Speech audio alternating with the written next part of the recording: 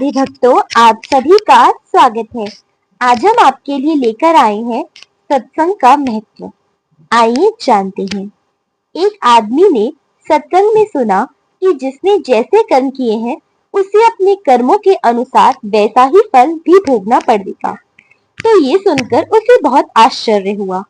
उसने सत्संग करने वाले संत जी से पूछा, संत जी, अगर कर्मों का फल भोगना ही पड़ेगा तो फिर सत्संग में आने का क्या फायदा है? संत जी ने इन ईंट की तरफ इशारा करके कहा, तुम इस ईंट को छत पर ले जाकर मेरे सर पर फेंक दो। आदमी बोला, संत जी, इससे तो आपको चोट लगेगी और दर्द भी होगा। संत जी ने कहा, अच्छा, फिर उसे उसी ईंट के भार के बराबर का रुई का गट्ठा बांध कर दिया और कहा, अब इसे ले जाकर मेरे सिर पर फेंकने से भी क्या मुझे चोट लगेगी? वो बोला, नहीं। संत जी ने कहा, बेटा, इसी तरह सत्संग में आने से इंसान को अपने कर्मों का बोझ हल्का लगने लगता है और वो हर दुख तकलीफ को परमात्मा की दया समझकर बड़े प्यार से सह लेता है। तो सत्संग से हमें चुनौतियों को सहन करने की और उनका सामना करने की हिम्मत प्राप्त होती है, क्योंकि भगवान हमारे साथ रहते हैं। जानते हैं एक कथा, मनुष्य का प्रारब्ध। एक आदमी ने नारद मुनि से पूछा, मेरे भाग्य में कितना धन है? नारद मुनि ने कहा, भगवान विष्णु से पूछकर कल बताऊंगा। नारद मुनि ने कहा, 1 रुपया रोज तुम्हारे भाग्य में है। आदमी बहुत खुश रहने लगा। उसकी जरूरतें 1 रुपए में पूरी हो जाती थीं। एक दिन उसके मित्र ने कहा, मैं तुम्हारे सादगी जीवन और खुश देखकर बहुत प्रभावित हुआ हूँ और अपनी बहन की शादी तुमसे करना चाहता हूँ। आदमी ने कहा, मेरी कमाई 1 रुपए रोज की है, इसको ध्यान में रखना। इसी से मेरा गुजर बसर करना पड़ेगा तुम्हारी बहन को। मित्र ने कहा, कोई बात नहीं, मुझे रिश्ता मंजूर है। अगले दिन से उस आदमी की कमाई 11 रुपए हो गई। उसने नारद मुनि से पूछा कि हे मुनिवर, मेरे भाग्य में 1 रुपया लिखा है, फिर 11 रुपए क्यों मिल रहे हैं? नारद मुनि ने कहा, तुम्हारा किसी से रिश्ता या सगाई हुई है क्या? हाँ, हुई है। उसने जवाब दिया, तो यह तुमको 10 रुपए उसके भाग्य से के मिल रहे हैं।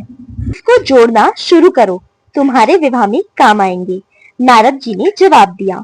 एक दिन उसकी पत्नी गर्भवती हुई। उसकी कमाई 31 रुपए होने लगी। फिर उसने नारद मुनि से पूछा, हे मुनिवर, मेरी और मेरी पत्नी के भाग्य के 11 रुपए मिल रहे थे, लेकिन अभी 31 रुपए क्यों मिल रहे हैं? क्या मैं कोई अपराध कर रहा हूँ या किसी त्रुटिवश ये हो रहा है? मुनिवर ने कहा, यह तेरे बच्चे के भाग्य के 20 रुपए मिल रहे हैं। हर मनुष्य को उसका प्रारब्ध भाग्य मिलता है। किसके भाग्य से घर में धन दौलत आती है हमको नहीं पता, लेकिन मनुष्य अहंकार करता है कि मैंने बनाया, मैंने कमाया, मेरा है, मेरी मेहनत है, मैं कमा रहा हूँ, मेरी वजह से हो रहा है। मगर वास्तव में किसी को पता नहीं कि हम किसके भाग्य का खा रहे हैं। इसलिए अपनी उपलब्धियों पर अहंकार कभी नहीं करना चाहिए। आइए अब जानते हैं जीवन में उपयोगी 4 सूत्र। स्वामी श्रद्धानंद के पास एक वृद्ध आई। वे अपने बेटे और बहू की उपेक्षा से दुखी थे। उन्होंने श्रद्धानंद जी से पूछा, कृपया मुझे कोई ऐसा गुण बताइए जिससे मैं अपने शेष जीवन परिवार में रहते हुए सम्मानजनक ढंग से बिता सकूं। इस पर श्रद्धानंद जी ने कहा, मैं आपको 4 सूत्र बताता हूँ। उसका पालन करेंगे तो परिवार में सबके प्रिय बने रहेंगे। सबसे पहली बात तो यह है कि यदि परिवार में सम्मान के साथ रहना हो तो बुढ़ापे में कभी खाली हाथ नहीं बैठना चाहिए। जितना भी संभव हो कोई ना कोई कार्य जरूर करते रहना चाहिए जिससे सभी आपकी उपयोगिता समझे। दूसरे, कम से कम बोलना चाहिए। ज्यादा बोलने से माहौल बिगड़ने का खतरा तो रहता ही है। शक्ति और बुद्धि दोनों कमजोर होती हैं। तीसरे, बिना मांगे कभी सलाह नहीं देनी चाहिए, क्योंकि वृद्ध होने पर परिवार के कर्ता धर्ता आप नहीं रह जाते और जो करता धरता होते हैं वे आपकी सलाह नहीं सुनना चाहते। चौथी बात यह है, शरीर और मन शिथिल होने के बाद सहने की आदत विकसित करनी चाहिए। सहनशीलता ही परिवार को एक साथ रखने का मुख्य माध्यम है। तो आशा करती हूँ आपको इन कहानियों से, इन सबसे कुछ ना कुछ सीखने को जरूर मिला होगा।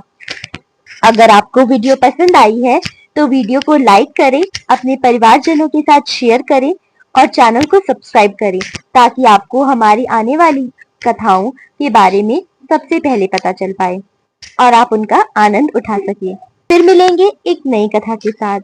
जय जय श्री राधे। हर हर महादेव।